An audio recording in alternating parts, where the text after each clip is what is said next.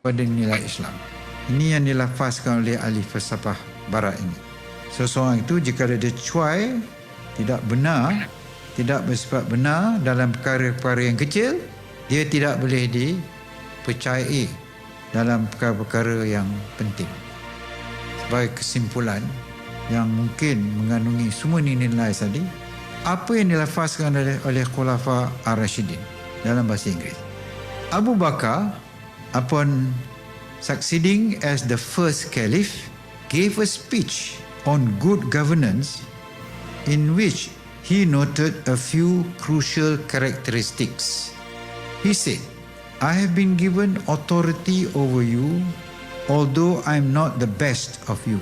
If I do well, help me, and if I do wrong, set me right. Loyalty is to tell the truth to a leader. Treason is to hide it. The weak among you will be powerful in my eyes until I get the right from him. If people do not follow in the way of Allah, He will disgrace them. Obey me as long as I obey Allah and His Prophet.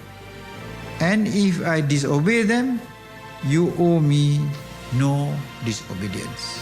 Petikan ucapan Allahyarham Tun Ahmad Sarji bin Abdul Hamid, mantan pengerusi IKIM.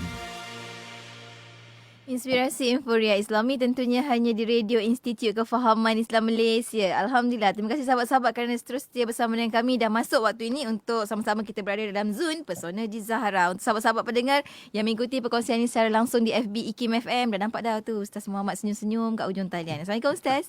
Waalaikumsalam warahmatullahi wabarakatuh. Masya Allah, sabar minggu tak gagal Ustaz untuk bersama dengan kita. Terima kasih banyak Ustaz sudi sekali lagi bersama dengan sahabat-sahabat. Dan kali ini kita nak bawakan pada rakan-rakan pendengar, sebab kita tahu ni memang kita fokus untuk perkongsian pengurusan emosi. Dan kali ini Ustaz nak bawakan pengurusan emosi tentang pengembangan. Ini bukannya tentang saiz badan pengembangan Ustaz kan? Bukan kan?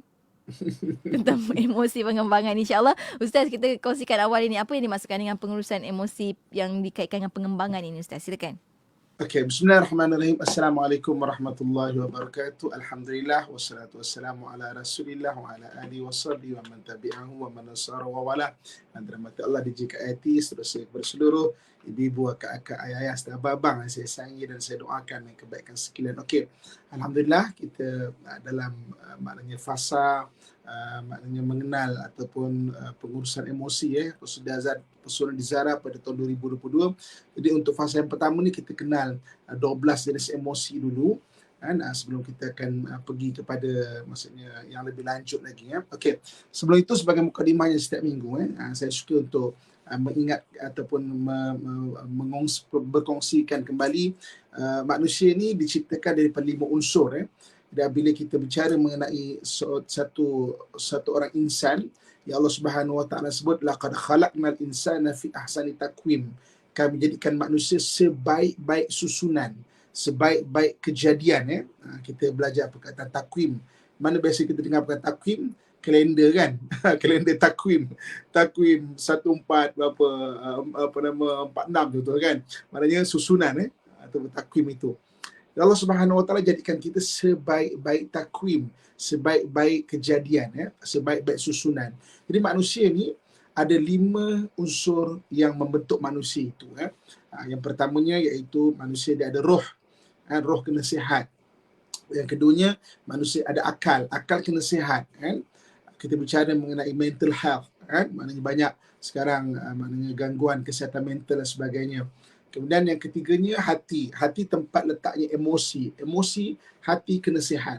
Dan yang keempatnya manusia tu ada nafsu kena sihat masuk nafsu ni sihat, maknanya nafsu tu tidak mempengaruhi kita dan kita tidak maknanya terperangkap dengan ajakan nafsu yang dalam Quran Allah sebut la ammaratun bisu, dia suka mengajak kepada kejahatan Dan yang kelima fizikal, maknanya jasad kena sihat Dan bila kita bicara mengenai kesihatan seseorang insan, maka kita perlu memelihara kelima kesihatan ini. Roh kena sihat, akal kena sihat, hati kena sihat, nafsu kena sihat dan juga jasad kena sihat. Jadi maknanya itulah maksudnya. Jadi bila kita melihat satu orang yang kita tengok, muka handsome, net je muka, tapi perangai tak senonoh kan. Maknanya ada salah satu daripada unsur dalam badan dia tidak sihat. Mungkin nafsu dia tidak sihat. Kan? Kita tengok macam, ush, muka jelita kan. Maknanya tapi maksudnya asyik burn out je. Maksudnya suka marah-marah, mudah marah-marah contoh kan. Mungkin emosinya tidak sihat. Kan? Jadi kadang-kadang kita tengok, ush, orang ni okey tapi kenapa macam begini perangai dia? Maksudnya ada salah satu daripada unsur dalam diri dia yang tidak sihat. Ini bila kita faham benda ni, jadi kita tengok isteri kita, anak kita, orang sekeliling kita, suami kita, ayah mertua kita, ayah kita boleh tolong bantu diri kita dan bantu orang lain.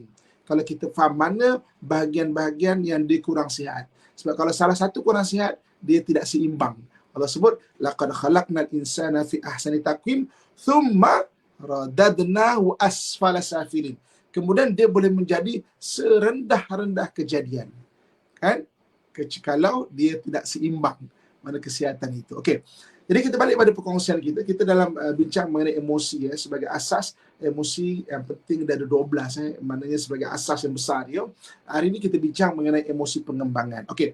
Pengembangan ni juga maknanya dia punya ciri-ciri yang besar pengembangan ni adalah penyertaan. Okey, penyertaan maksudnya ada orang yang ada emosi maknanya penyertaan yang tinggi.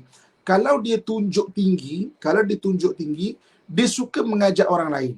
Mana kalau dia kata dia nak pergi ke mana-mana, jom. DJ Kak Yati, jomlah kita pergi sarapan sini. Jomlah kita pergi makan apa semua. Dia suka mengajak orang. Maksudnya dia suka maknanya penyertaan, dia suka mengajak orang lain. Dan kalau dia perlu, bila kita bicara mengenai emosi ni dari dua dimensi, kita kena faham maknanya ada emosi yang orang tunjuk, apa yang dia show. Dan ada emosi yang orang perlu, apa yang dia needs. Benda yang show, benda yang nampak. Benda yang needs, benda yang tak nampak. Siapa yang tahu?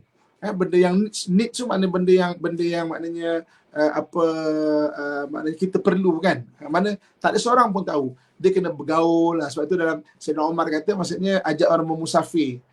Mana kamu akan lihat maknanya perangai dia sebenar. Maknanya apa yang dia perlu tu kita tak tahu tu. Okay. Sebagai wakil kepada sidang pendengar sekaliannya, saya nak tanya DJ Kak Yati. Warah kono. Warah kono. Okey, ayo. Okey. Dia tak ada betul salah Dia maknanya sebagai biar orang lebih faham. Okey. DJ Kak Yati kalau pergi ke mana-mana suka mengajak orang tak? Suka tak ajak orang? Macam jom, suka tak? Suka, ada kawan. Suka kan? Okey, maksudnya suka mengajak orang. Maksudnya jom kita ke sini, jom kita ke sini. Okey. Soalan kedua dia. Kalau orang ajak DJ Kak Yati untuk jom ke sini, suka tak nak mengikut? Suka. So kadang-kadang suka tak juga. ada idea. Kadang-kadang tak ada idea nak pergi situ, tiba-tiba orang ajak. Suka Okey. Maksudnya kalau kita lihat ni contoh dia tak ada salah betul, semua bagus. Dia ada positive side, dia ada negative side. Okey. Maksudnya kalau kita tengok di sini, DJ Kak Yati emosi pengembangan dia atau penyertaan dia dalam tunjuk suka, maknanya agak tinggi juga. Dan perlu pun agak tinggi juga. Maknanya suka mengajak kan, dan juga kalau orang ajak suka juga untuk mengikut.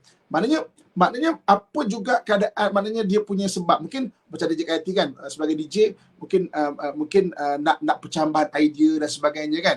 Jadi maknanya suka untuk maknanya berbual dengan orang, mungkin apa masalah yang agak, jadi boleh dibawa topik ini maknanya dalam pengacaraan Dia maknanya suka mengajak dan juga maknanya suka juga kalau diajak. Okey.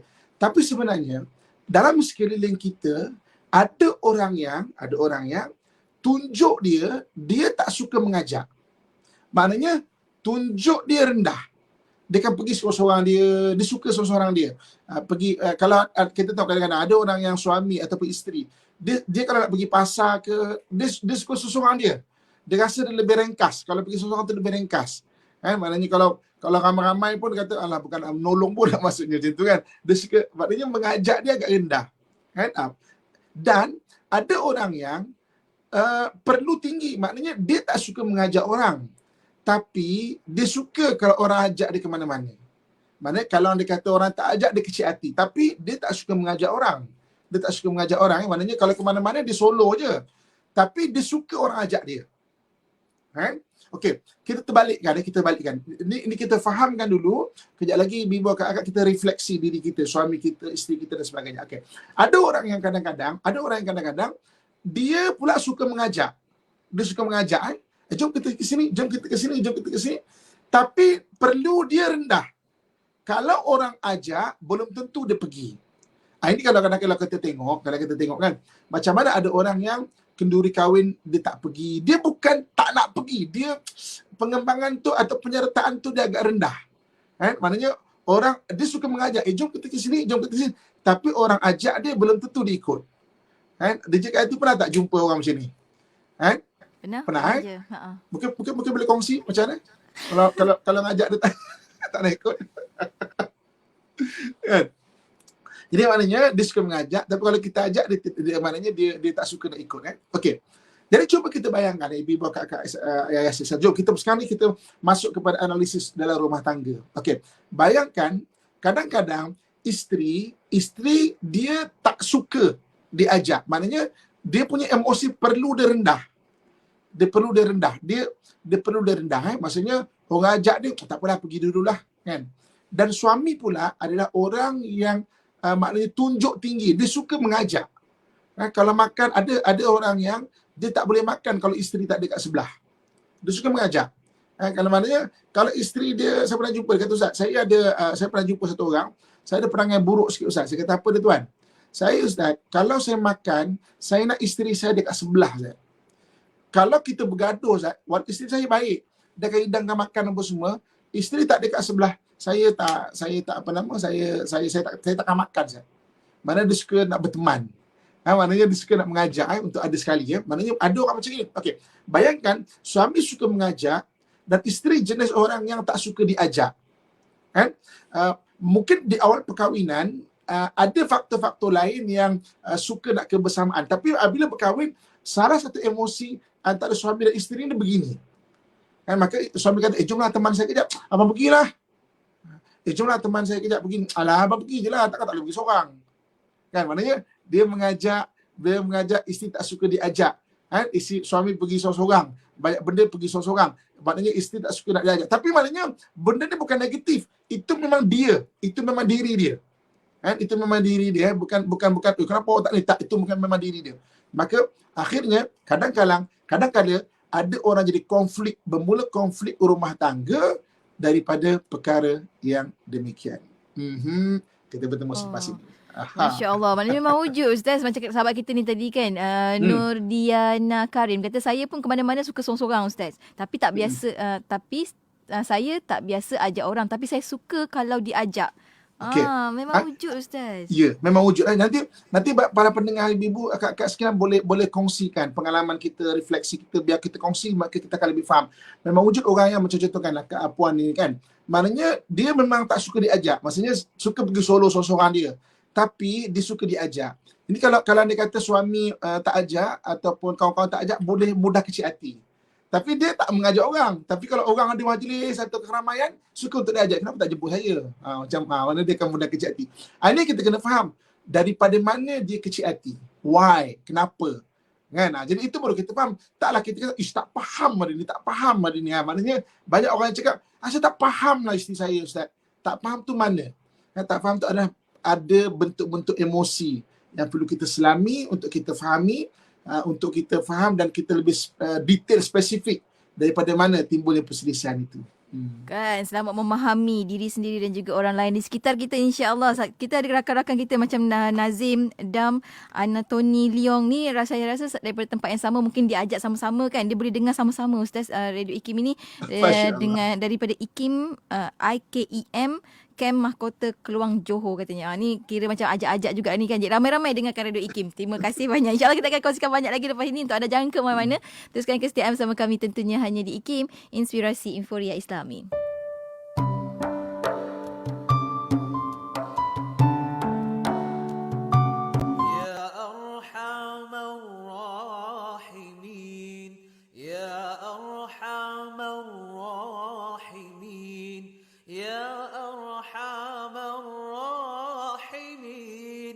فرج على المسلمين يا أرحم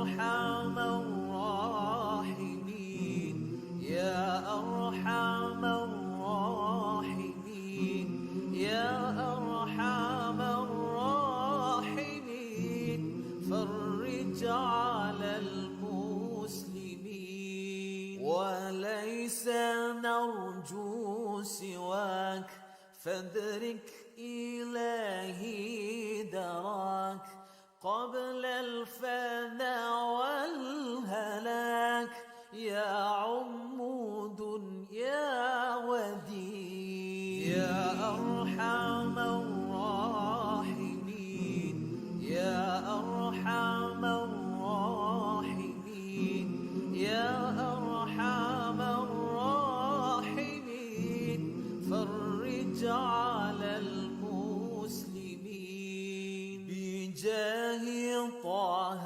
الرسول جد ربنا بالقبول وهب لنا كل سول رب استجب لي أمين يا أرحم الراحمين يا أرحم الراحمين يا أرحم الراحمين فرج على المسلمين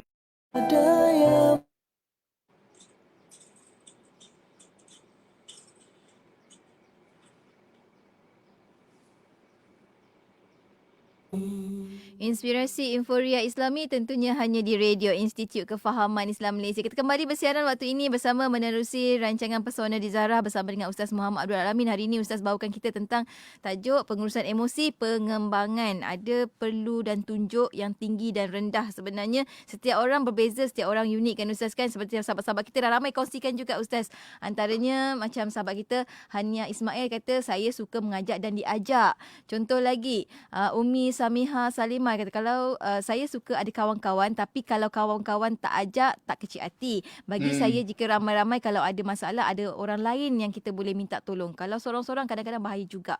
Jadi macam-macam cara orang, macam-macam kerana masing-masing hidup masing-masing lah Ustaz. Tapi macam contoh sahabat kita ni Mar Ismail kata Ustaz, bagaimana Ustaz nak selesaikan kalau kebanyakan emosi suami dan juga isteri bertentangan dan sangat ketara, ekstrim Ustaz. Sentiasa ada konflik dan kebanyakan perkara. Apa nasihat Ustaz? Nanti Ustaz akan bawa juga kita pada itu. Cuma kita nak sambung lagi Ustaz tentang emosi emosi pengembangan perlu dan tunjuk tinggi dan rendahnya. Silakan Ustaz. Okey. Terima kasih kepada DJ Kayati. Okey, so jadi maknanya bila kita refleksi diri baru kita perasan kadang-kadang sebab kadang-kadang kita tak perasan dan kadang-kadang kita tak perasan konflik tu berada di mana. Kadang-kadang kan kita tak perasan berada di mana konflik tu. Okey. So kita tengok sekarang ni maknanya emosi perlu kita tengok juga dulu perlu tinggi, perlu pengembangan tinggi ataupun kita panggil perlu penyertaan tinggi. Okey. Ibu kakak tuan-tuan muslimin dan muslimat yang saya sayangi dan saya doakan kebaikan sekalian. Okey. Jadi kita kena perasan benda ini. Sebab apa? Kena perasan isteri kita, anak kita, kan, suami kita dan orang sekeliling kita. Okey. Banyak kalau kita tengok jenayah-jenayah yang berlaku, kadang-kadang ada penjenayah yang berlaku secara paksaan. Contoh macam katakanlah, maaf saya sebut menyerogol dan sebagainya. Tapi kadang-kadang, terutama budak-budak universiti, kadang-kadang yang jenis perlu tinggi. Baru kenal daripada FB, Facebook, apa sekejap kan, ajak jumpa, jom jumpa sekejap, terus nak pergi jumpa. Baru sekali, 2 kali kenal, ajak masuk kereta, terus pergi. Kan? Oh baru pergi ni, jomlah kita pergi minum terus pergi. Dan banyak jenayah kadang-kadang berlaku, orang mengambil kesempatan kepada orang yang perlu tinggi. Sebab tu kita kena hati-hati, kita kena faham diri kita tau. Sebab apa? Memahami diri itu penting. Jadi maknanya, aku dah jadi mudah diajak rupanya, maksudnya. Kerana kalau kebetulan keliling kita orang yang baik, okey. Tapi kadang-kadang ada orang yang maknanya oleh kerana dia perlu tu tinggi, maknanya dia suka untuk diajak, orang ajak pergi. Kena orang yang ajak tu orang yang ambil kesempatan kat dia. Berapa ramai kepada hari ini orang yang maknanya ada jenayah-jenayah yang terlibat di sisi undang-undang yang ada di Malaysia. Kerana apa? Kerana maksudnya orang tu ajak dia ikut. Dia bukan paksa tau. Atau maknanya ajak ikut budak-budak sekolah contohnya. Kan? Budak sedangkan dalam undang-undang kita bawah 18 tahun mengadakan perhubungan, tak kisah suka sama suka ke, dia di-charge sebagai rogol lah. Mak saya sebut kan. Tapi nak ceritanya kita perhatikan anak kita yang sekolah menengah, emosi dia macam mana. Sebab tu kena kenal. Jangan kita maknanya malas untuk berfikir, malas untuk mengenal anak kita dan sebagainya. Orang ajak suka nak ikut, orang nak ajak suka nak ikut. Sampai kadang-kadang kalau kita tak faham benda ni, kita tak ajar dia untuk melimitkan keadaan diri dia tu. Itu akhirnya sampai maknanya orang ajak ikut sampai akhirnya orang boleh mengambil kesempatan daripada benda-benda demikian. Sebab tu tak sedikit jenayah sama ada dilaporkan ataupun tidak dilaporkan bermula dengan maknanya pengembangan yang agak tinggi mengikut dengan akhirnya orang mengambil kesempatan. Auzubillah min zalik. Okey. Kita tengok kadang-kadang pula ada orang yang maknanya perlu rendah. Maksudnya dia tak suka orang ajak dia, ataupun kalau orang ajak dia sekali pun okey, tapi dia pun datang tak ada penyertaan dan sebagainya kan. Okey. Jadi kalau kita tengok dalam hadis Nabi SAW, Nabi SAW mengajarkan kepada kita maksudnya untuk orang-orang yang saya baca hadis tu saya nampak maksudnya bagi orang-orang yang emosi rendah perlu tu rendah sekalipun. Nabi kata hakul muslim alal muslim. Ada hak-hak muslim yang perlu ditunaikan. Antaranya apa? Kalau kamu dijemput dalam satu majlis perkahwinan dan sebagainya, datang. Kenapa hadis ini ada? Padahal okey je, orang jemput kita datang je lah. Tapi ada orang yang dijemput dia tak datang. Maknanya dia tak, sebab apa? Sebab emosi pengembangan dia perlu tu agak rendah. Okey, nanti para pendengar boleh tak kongsi pengalaman? Ada tak kita jenis macam gini? Maknanya sampai kadang-kadang adik-beradik punya kenduri kahwin pun tak datang kadang-kadang. Dia bukan tak nak, dia bukan benci, bukan bergaduh, tak. Dia memang maksudnya perlu dia rendah. Dia macam malas ke Ustaz? Dia macam malas. Macam mana? Dia macam malas nak pergi macam tu. Dia maknanya malas satu hal, tapi maksudnya dia punya oleh kerana emosi pengembangan tu ataupun penyertaan tu agak rendah, maknanya tak ada benda yang trigger dia untuk pergi, tak ada benda yang drive dia ataupun memacu dia untuk dia bergerak pergi. Sebab okeylah ramai orang datang kan. Itu dalam hadis yang disebut sampai Nabi SAW sebut mengajar pada penyertaan ni, contoh macam kalau dia kata maksudnya ada kematian, pergi datang. Ada orang emosi rendah, saudara mara meninggal pun tak datang. Ada. Bukan salah dia, tapi dia kena sedar benda tu dan kena dipupuk melalui agama. Igama orang Johor kata kena dipupuk melalui agama. Ugama Ustaz, ugama. Igama. Kau sekolah agama. Okey. Jadi maknanya perlu dipupuk, perlu dididik. Okey, contoh katakan melawat orang sakit. Kenapa dalam hadis ada benda itu? Sebab ada orang yang memang dia bukan tak sayang, tapi jenis dia macam tu. Mana pengembangan tu agak kurang, penyertaan tu agak kurang. Sampai nak pergi-pergi tu memang dia tak ada benda yang memacu dia untuk pergi tu. Jadi maknanya ada orang macam ni. Okey. Kalau kadang-kadang sampai orang yang agak rendah, orang yang agak rendah, maknanya sampai kalau ikut maknanya kajian ahli pakar jiwa, sampai ada orang yang maksudnya termasuk dalam gangguan kesihatan mental. Okey, kita dah belajar kongsikan, maknanya keadaan kita ni dia ada kesihatan mental yang biasa, gangguan kesihatan mental.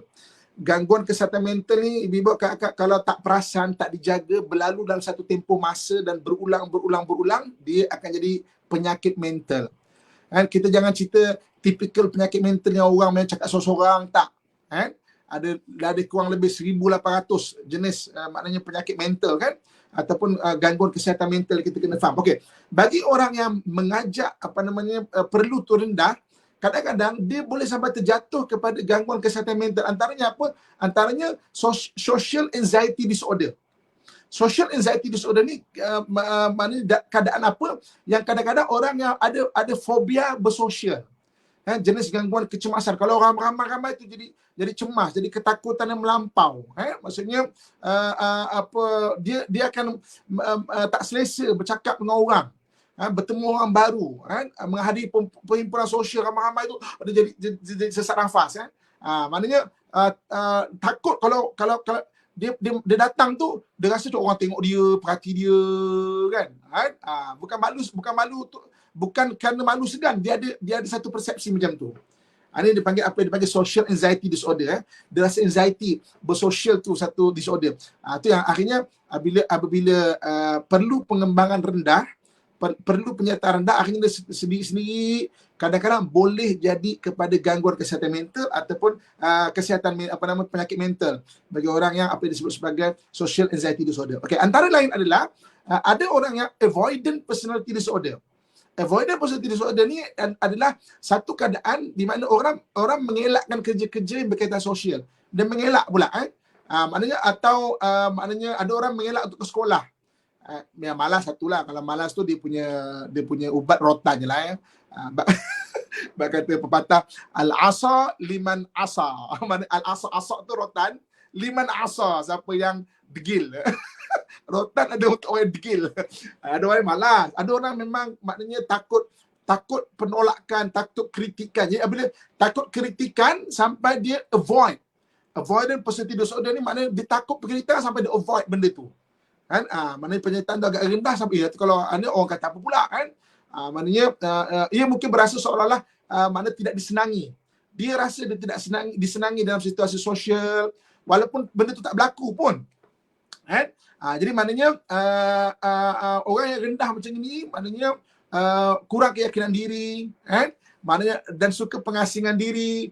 Dia ada satu dipanggil kepercayaan yang dia percaya orang mengata dia lah, orang tak suka dia dan sebagainya. Akhirnya dia jadi avoidant personality disorder. Kan? Jadi maknanya ada orang yang bermula dengan rendah, kan? Maknanya boleh jatuh kepada gangguan kesihatan mental dan boleh jatuh kepada penyakit mental. Okey. Bagi orang yang tinggi, orang yang tinggi penyertaan, sama ada dia suka mengajak ataupun dia suka diajak. Pesanan Nabi SAW, suka diajak ataupun suka mengajak, jangan sampai ajakan itu jatuh kepada benda-benda maksiat pula. Kan? Ini adalah hadis, maknanya mungkin DJ IT nanti boleh boleh kongsikan. Saya dah kirimkan dekat WhatsApp. Kan? Dalam hadis Nabi SAW mengajarkan kepada kita doa yang diriwayatkan oleh At-Tirmizi. Apa kata Nabi SAW? A'udzubillahi minasyaitanir rajim. Allahumma jannibni munkaratil akhlaq wal a'mal wal ahwa wal adwa. Ya Allah, jauhkan aku daripada amalan yang keji. Suka mengikut, suka mengajak, suka diajak. Jangan sampai mengajak kepada akhirnya pergaulan tak jaga kan?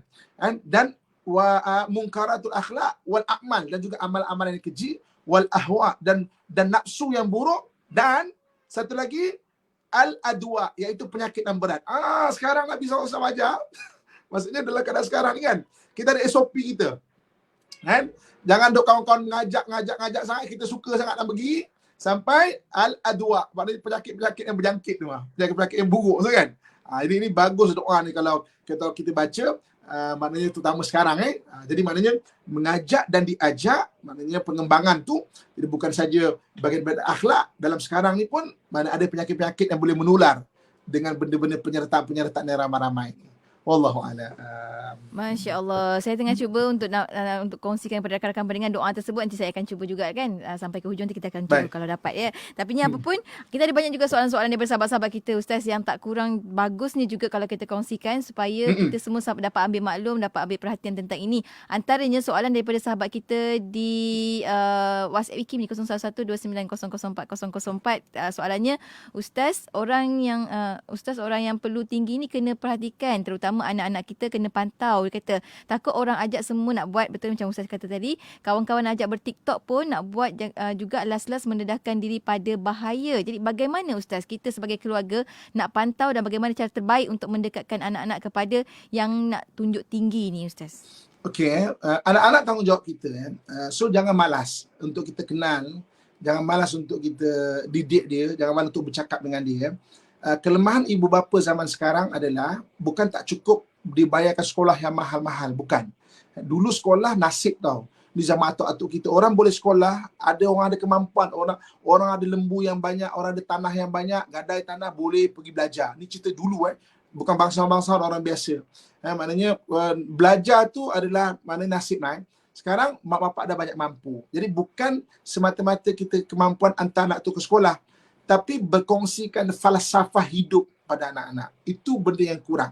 Kan? Sebab apa? Kalau anak-anak kita tidak dapat falsafah hidup daripada kita, maka dia akan dapat falsafah hidup daripada kawan-kawan dia yang sama-sama tidak matang. Jadi maknanya itu akhirnya nanti dia akan rasa macam nak nampak kita macam cool lah, kena isap vape lah contohnya. Dia dapat falsafah hidup daripada kawan-kawan, maka dia akan rosak. Jadi mak bapak ni kena kongsikan falsafah hidup. Tengok dulu atuk-atuk kita dia ada pepatah-pepatah. Pepatah-pepatah Melayu tu maksudnya adalah falsafah-falsafah hidup. Alang-alang menyelut pekasam biar sampai ke pangkal lengan. Itu kan falsafah hidup. Patah sayap bertongkat paruh namun mengalah tidak sekali. Kan? Kalau jala telah ditebarkan, usah bicara basah dan keringnya. Maksudnya kan? Maknanya benda-benda yang pasal-pasal hidup yang diorang boleh ingat. Ada self-talk. Ada monolog-monolog dalaman yang boleh ingat. Ayah saya cakap. Kita tengok tokoh-tokoh yang besar sekalipun, tak perlu saya sebutkan nama di sini, sama takut kita suka ke tak suka, tapi banyak tokoh-tokoh besar, dia berkata, ayah saya pernah berpesan, mak saya pernah berpesan. Maksudnya, pesanan mak ayah tu penting bagi satu orang pembentukan peribadi untuk anak-anak tu. Jadi anak-anak kita yang pengembangan suka tinggi, kita kena perhatikan, kena nasihat dia. Biarlah dia kata kita membebel ke apa, biarlah. Tapi kita ingatkan dia sebenarnya. Wallahualam. Masya Allah, Masya Allah. Terima kasih banyak Ustaz. Seterusnya kita ada soalan daripada sahabat kita juga di WhatsApp IKIM. Tanyakan soalan, kata, Ustaz, saya nak tanya, kalau sebagai seorang isteri, jika kawan-kawan ajak teringin nak pergi, tapi sebab kekangan dari segi kena urus keluarga, dari segi kewangan, kadang-kadang rasa tertekan sebab tengok kawan-kawan boleh, tapi diri sendiri tak boleh. Jadi bagaimana nak motivasikan diri agar bersangka baik, Ustaz? Okey, maksudnya perlu tu tinggi tu, tapi ada kekangan-kekangan kan. Maksudnya yang menyebabkan tak boleh nak ikut sekali. Maknanya perlu tu tinggi. Itu yang kadang-kadang secara kemanusiaannya kita rasa tertekan. Sebab kita perlu tinggi, tapi kita nak menyertai tak boleh. Itu jadi tertekan. Ini peranan suami untuk faham. Jadi suami kena faham. Maksudnya benda-benda emosi ni benda-benda yang kita kena faham dan kita kena urus. Jadi maknanya suami tengok, isteri aku memang macam ini, tapi sekarang dengan anak kecil banyak apa semua kan, maksudnya dia jadi stres. So stres tu daripada mana datang dia? Kan? Itu kadang-kadang saya ni suami yang baik, semua saya sediakan. Saya tak marah-marah isteri saya. Saya tak kisah pun. Kadang-kadang mungkin dia penat, saya tolong dekat dapur, saya tak kisah pun. Tapi kenapa dia stres, Ustaz? Rupanya daripada emosi pengembangan yang perlu tinggi tu dia tak dapat nak penuhi. Suami pun buat tak tahu je benda tu. Memang benda lain suami bagus sediakan dan sebagainya. Tapi maknanya kita kena tengok kenapa, why. Memahami personal Zahra 2022 ni kita cuba faham why, kenapa. Daripada mana datangnya benda itu. Supaya kita boleh raih kemanusiaan tu. Sebab Islam tak nafi kemanusiaan. Wallahualam. Baik, Masya Allah. Kita banyak lagi soalan sebenarnya Ustaz, tapi masa kita agak terbatas. Yang saya nak kongsikan juga doa yang tadi Ustaz dah kongsikan pada saya di WhatsApp saya. Okay, kita ni doa ni doa dijauhkan daripada pelbagai keburukan. Betul Ustaz? Doa ini. Okey, saya bacakan sekali lagi. So maksudnya boleh screenshot, boleh simpan dalam telefon kita, boleh amalkan doa ni. Doa diriwayatkan oleh At-Tirmizi. Bismillahirrahmanirrahim. Allahumma jannibni munkaratil akhlaq wal a'mali wal ahwa'i wal adwa. Ya Allah, ya Tuhan kami, jauhkanlah kami daripada akhlak yang keji, amalan yang mungkar, nafsu yang buruk dan pelbagai penyakit yang berat. Kalau kita nak baca ramai-ramai, ni tu kena. Allahumma jannibna munkaratil akhlaq wal a'mali wal ahwa'i wal adwa. Baca ramai-ramai. So kalau kita memang jenis maknanya emosi pengembangan kita agak tinggi, perlu ke tunjuk ke tinggi, biar dia terarah. Biar dia tu tetap dalam panduan rahmat Allah Subhanahu wa taala. Wallahu a'lam. Dan kita ada satu soalan Ustaz, soalan terakhir lah kan, daripada sahabat kita ni nak tanya, adakah emosi, dia kata, sekejap ya, okey, adakah emosi seorang itu akan berubah mengikut usianya Ustaz? Semakin berusia seseorang, semakinlah bertambah emosi mengikut berbanding usia masa muda terlebih dahulu Ustaz. Okey, emosi ni memang boleh berubah. Kan? Mengikut usia, mengikut keadaan, mengikut pendedahan-pendedahan kita. Kan? Sebab itu kita boleh check emosi kita dalam tempoh 7 tahun. Kan? Setiap 7 tahun boleh check. Jadi kalau kita dah belajar nanti 12 emosi, kita buat satu carta. Okey, maknanya 12 emosi tu, okey, tunjuk perlu. Kita ni tinggi ke rendah ke? Nanti saya akan tunjukkan dalam praktis. Kita ada praktis terus, maksudnya Ada untuk kelak-kelak akan practical. datang. Kan? Macam mana kita nak buat carta? Kita buat kita punya family punya, maksudnya apa, DNA lah, family DNA. Anak kita macam mana, isteri kita macam mana, suami macam mana. Jadi kita boleh faham, sama-sama faham kan. Okey.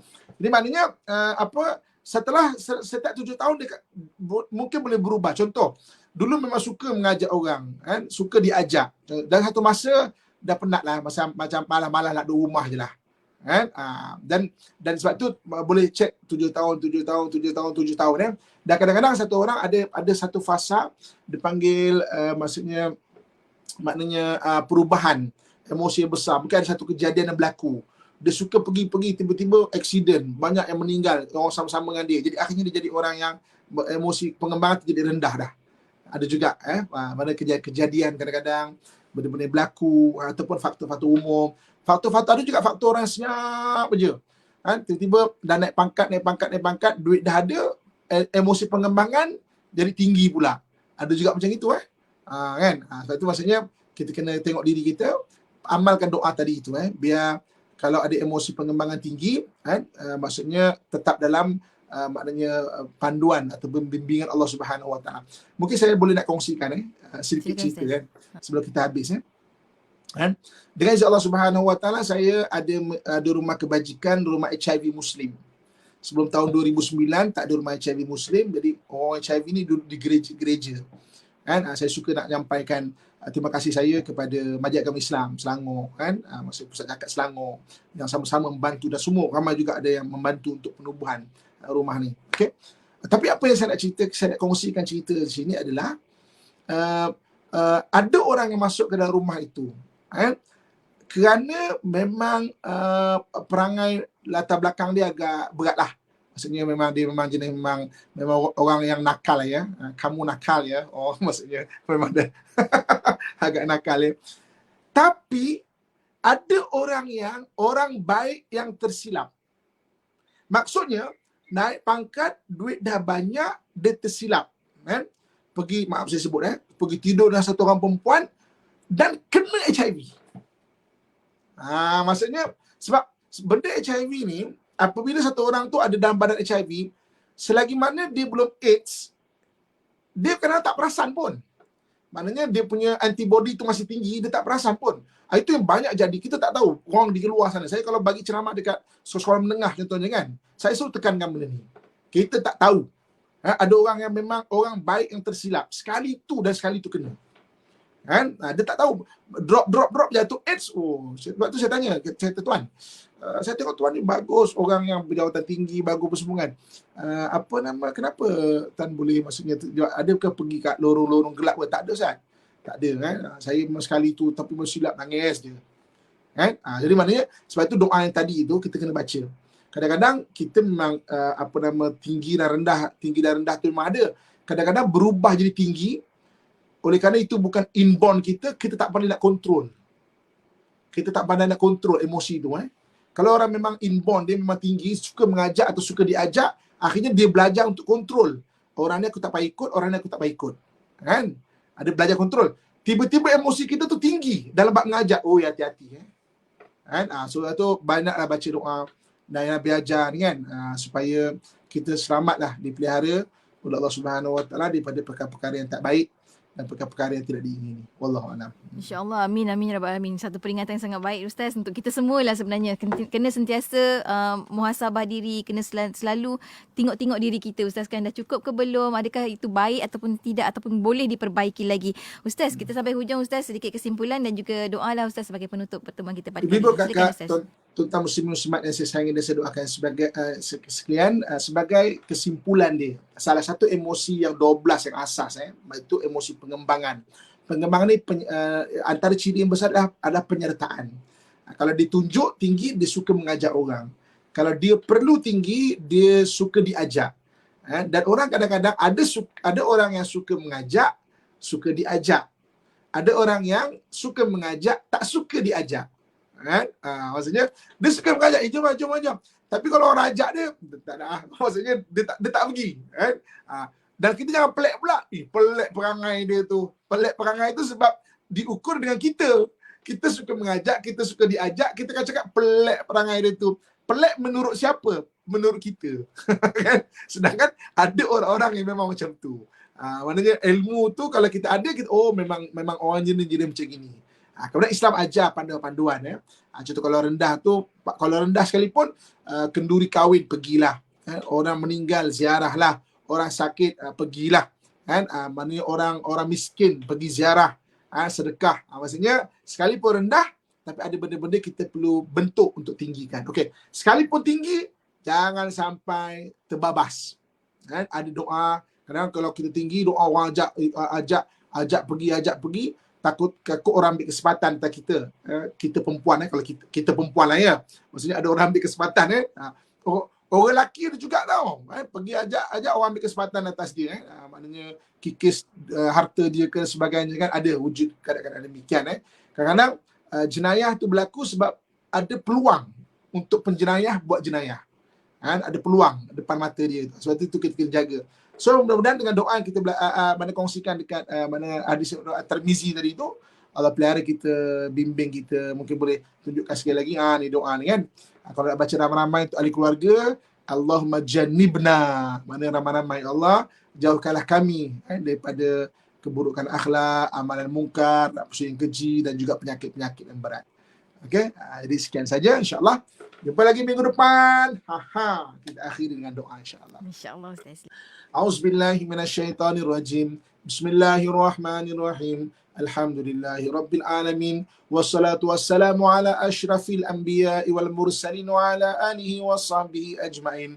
Allahumma jannibna munkaratil akhlaq wal a'mali wal ahwa'i wal adwa. Ya Allah, ya Tuhan kami, jauhkanlah kami daripada akhlak yang keji ya Allah, amalan yang mungkar ya Allah, nafsu yang sentiasa mengajak kepada keburukan ya Allah, dan penyakit-penyakit yang berjangkit yang berat ya Allah. Ya Allah, ya Tuhan kami, peliharalah diri kami dan ahli keluarga kami ya Allah. Kurniakan hidayah kepada kami dan ahli keluarga kami ya Allah. Hindarkan kami daripada segala mara bahaya ya Allah. Dari hasad dengki manusia yang menghasad ya Allah. Dari kezaliman manusia yang jahat ya Allah. Daripada gangguan jin dan syaitan ya Allah. Daripada penyakit yang berjangkit ya Allah. Daripada perkara yang tidak mampu kami tanggung ya Allah. Allahumma barik lana fi Sya'ban wa ballighna Ramadan. Allahumma barik lana fi Sya'ban wa ballighna Ramadan. Allahumma barik lana fi Sya'ban wa ballighna Ramadan. Allahumma fir lana zunubana wa liwalidina warhamhum kama rabbawna shighara. Wa li jamil mu'minin wal mu'minat wal muslimin wal muslimat al ahya'i minhum wal amwat. Walhamdulillahi rabbil alamin. Taqabbalallahu minkum minna wa minkum taqabbal ya karim. Alhamdulillah. Selamat puasa semua. Selamat puasa juga Ustaz. Terima kasih Ustaz untuk perkongsian pada hari ini. Bertemu lagi minggu hadapan insya-Allah Ustaz. Assalamualaikum. Waalaikumsalam warahmatullahi wabarakatuh. Dan untuk anda rakan pendengar, teruskan kesetiaan bersama kami tentunya hanya di IKIM Inspirasi Inforia Islami.